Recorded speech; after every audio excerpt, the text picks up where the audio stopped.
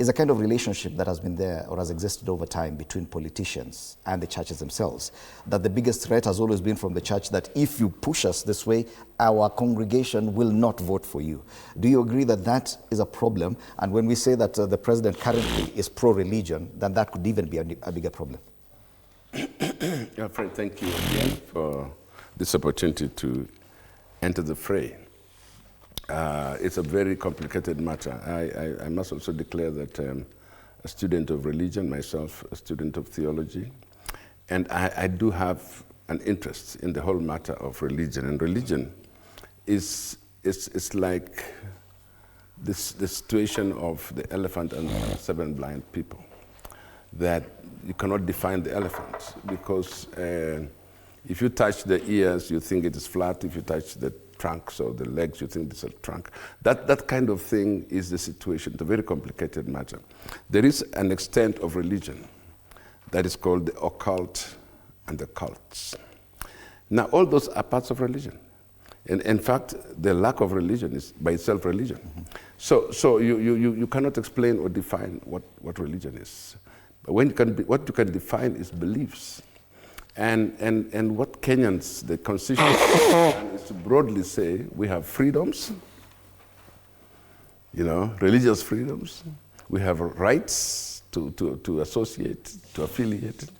And so it becomes a bit difficult to regulate, given the nature of our Constitution, to regulate what religion is.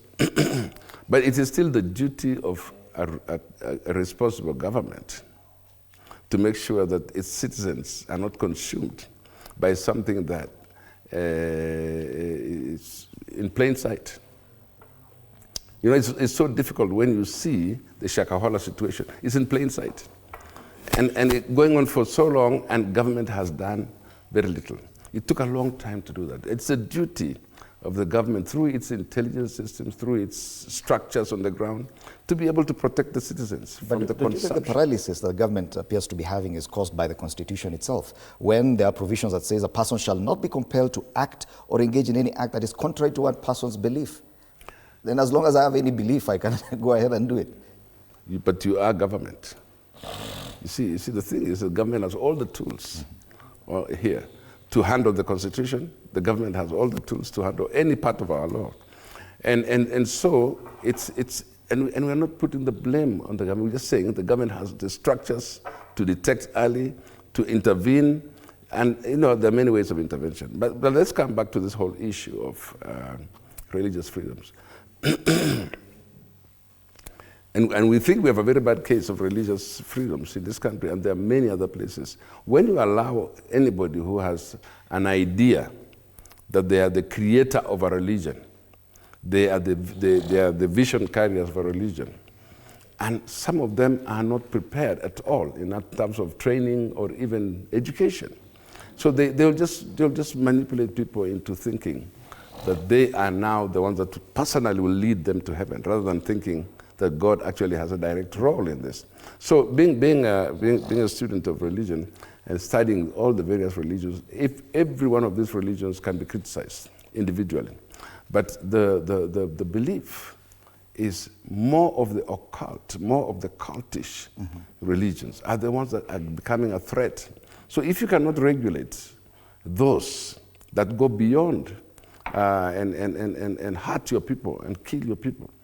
And by the way, it is true. The law, the Constitution, protects everybody, including those guys, including the Shakahola guys.